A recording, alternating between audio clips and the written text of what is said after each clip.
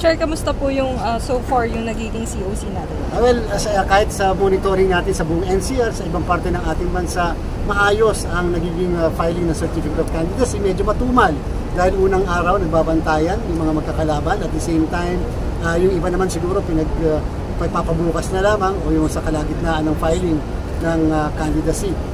So far, napakaayos kasi kahit paano yung mga supporters, lalo dito sa atin, sa labas ng Manila Hotel, ay pinapanatili naman nila yung kaayusan ng kanilang linya at the same time, wala naman yung mga magugulo o yung nagkakaroon ng initan.